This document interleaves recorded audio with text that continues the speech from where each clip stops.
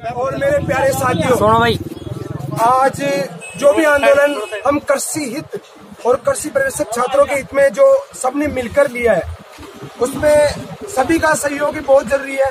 प्रदेश भर के जितने भी कृषि पर्यवेक्षक से जुड़े हुए और कृषि विषय से जुड़े हुए जितने भी छात्र छात्राएं हैं, और मैंने यहाँ देखा हम सुबह से यहाँ आंदोलन कर रहे हैं, बहुत पुरजोर आंदोलन। और जो बिना खाने पिए हुए कुछ खाए पिए नहीं है, सब सुबह से डटे हुए हैं, बैठे हुए हैं। पहले RSMSSB में वहाँ करके आए कार्यालय में, उसके बाद पायलट जी को दे रहे हैं। और हम जहाँ यथासंभव हर संभव जहाँ जितना होगा हम वहाँ सब कुछ करेंगे। तो मैं प्रदेश भर के सभी कृषि विषय के जिन्होंने कृषि पर्यवेक्षक का एग्जाम दिया है, उन सभी छात्र छात्राओं से, स्पेशली छात्राओं से भी निवेदन करना चाहता हूँ, क्योंकि वो भी इस सीट के हकदार है। और जो ये अन्याय हुआ है उसमें न्याय के लिए हमेशा खड़ी रहे, क्योंकि छात्राओं को भी उतनी ज्यादा सुना जाता है छात्रों से ज्यादा, क्योंकि उन पे ज्यादा अटेंशन दिया जाता है। और आज अंतर्राष्ट्रीय महिला दिवस पर मैं सभी छात्राओं महिलाओं को आदरपूर्वक सम्मान करता हूँ और उनको महिला दिवस की शुभकामनाएं देता हूँ। तो महिला बिना पुरुष का जीना या उसकी जिंदगी अधूरी है, और हर लड़ाई एक महिला बिना बिल्कुल अधूरी है। तो मैं प्रदेश भर के सभी छात्र छात्राओं से ये निवेदन करना चाहता हूँ कि जो आज ये मुद्दा हुआ है, ये धांधलियां हो रही है, ये भ्रष्टाचार हो रहा है, वो अपने से बड़ी लड़ाई से बड़ी चीज नहीं है।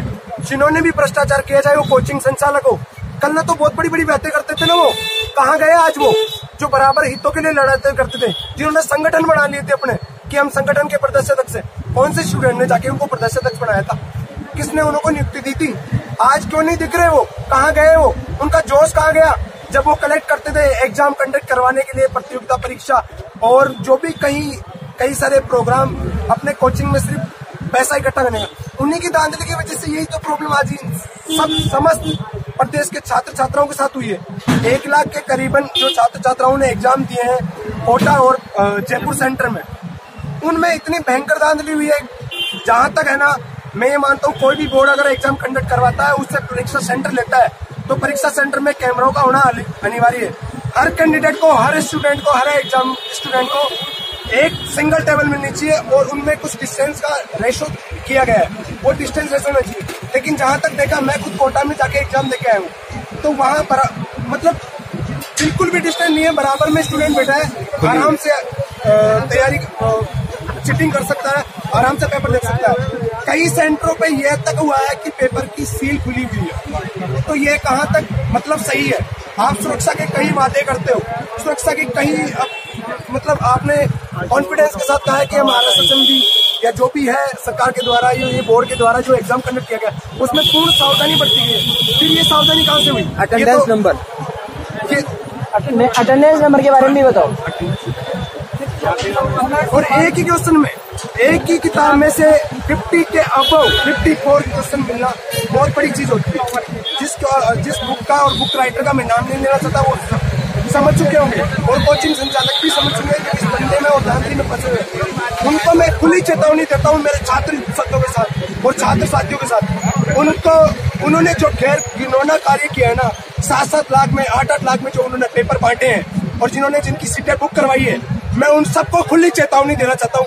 आप अपने दिन गिनना शुरू कर दीजिए। अन्याय जिसके साथ भी हुआ ना, मैं वहाँ हमेशा खड़ा हूँ। और छात्र की लड़ाई सबसे बड़ी लड़ाई है, अन्याय के लिए हमेशा खड़े हैं। ईमानदारी है तो हम जीतेंगे जरूर। जिन्होंने भी बेईमानी की है, वो अपनी सजा भुगतने के लिए तैयार हो जाओ। और मैं राजस्थान सरकार, कृषि मंत्री राजस्थान सरकार लालचंद कटारिया जी से, उप मुख्यमंत्री सचिन पायलट जी से, और मुख्यमंत्री अशोक गहलोत जी से, और RSMSSB बोर्ड अध्यक्ष BL जाटावत जी से यही अनुरोध करना चाहता हूँ कि वो मेरे इस वीडियो पे और मेरे इस संदेश पे गौर करें।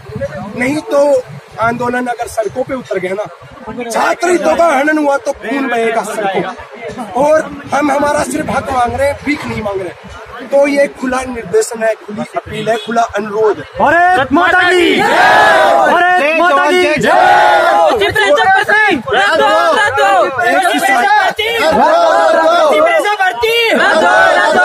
एक किसान, बस अब रुक जाओ, एक किसान अपना जीवन यापन कैसा करता है उसको पता है। एक किसान है, और ये किसानों का कृषि पर्यवेक्षक मतलब उनका बेटा ही है। नहीं, पैसे वाले जो प्रोफेशनल है वो IIT मेडिकल में जाते हैं। तो ये सब सहने के लिए इस देश में सिर्फ किसान वर्ग ही है, उनके बेटे ही है जो वो अन्न उपजा रहे हैं, जो गौर कानून मतलब पाप कर रहे हैं, वो तुम्हारा पेट भर रहे हैं, वो पाप कर रहे हैं। तो मैं खुली निवेदन और अनुरोध करना चाहता हूँ, हर एक जो इस डिपार्टमेंट की और जिन्होंने मैनेजिंग कमेटी बैठी हुई है कि ये परीक्षा रद्द हो और वापस भविष्य में ये परीक्षा पूर्ण सावधानी के तौर पर भर्ती जाकर करवाई जाए और इसकी डेट विद्यार्थियों को 2 या 3 महीने से पहले दे दी जाए, क्योंकि 15 दिन में कोई स्टूडेंट का रिवीजन नहीं होता है।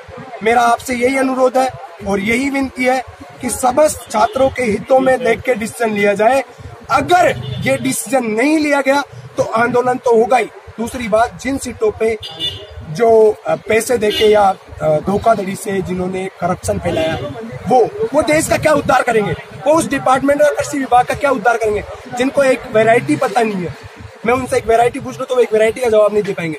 तो मेरी यही अनुरोध है, अगर कृषि विभाग और कृषि क्षेत्र का विकास चाहते हैं राजस्थान सरकार, तो इस परीक्षा को रद्द किया जाए और वापस से परीक्षा